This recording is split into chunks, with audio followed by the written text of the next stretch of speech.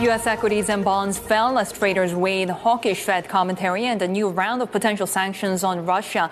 Our next guest expects the macro environment to remain challenging, but doesn't see a U.S. recession this year. With us now is Laila Pence, president at Pence Wealth Management. Laila, always great having you with us. So does that mean that the market should start pricing in a few 50 basis point rate hikes by the Federal Reserve this year? Yes, we're expecting a 50 basis point in May and June, and then we think they'll wait and see what happens. But there's still going to be some additional increases of interest rate at the end of the year. Inflation is definitely running high, and the market is expecting that.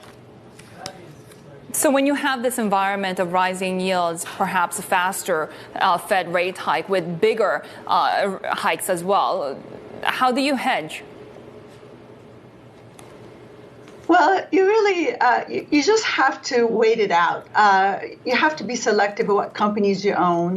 You can't just buy the market as a whole. It's a stock-by-stock selection. But the economy is still good. We still expect a 3% GDP.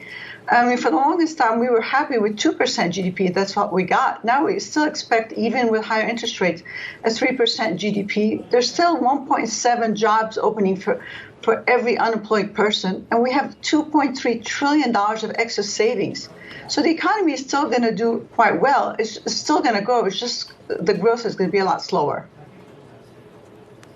So are earnings expectations still going to be the main driver this year?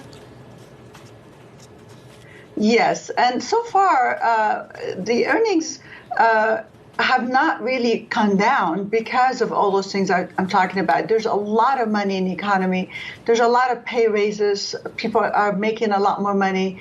And with the COVID and all the pent-up demand that we've had the last couple of years, there's going to be a lot of spending. And as you know, GDP, 70% is consumer spending. So the consumer still has money, and they will be spending, even though, of course, inflation will affect some of that spending. But there's still plenty out there to spend. And that's why we revised our GDP lower than what it's before. But we still expect growth. We don't expect a recession. And things are definitely, going to slow down, but not time to bail out. And you still think there's further to go when it comes to energy plays. How are you getting exposure to energy and commodities?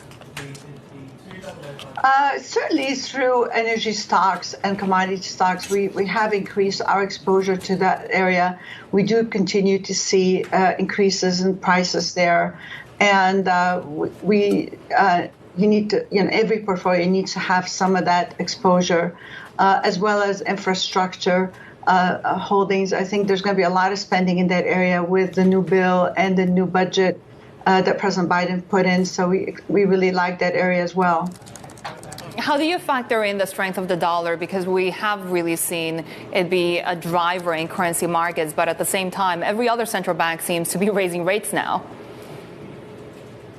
Yes, anytime you raise interest rates, the dollar is going to go up, and that's something that certainly will hurt companies that have a lot of importing and exporting.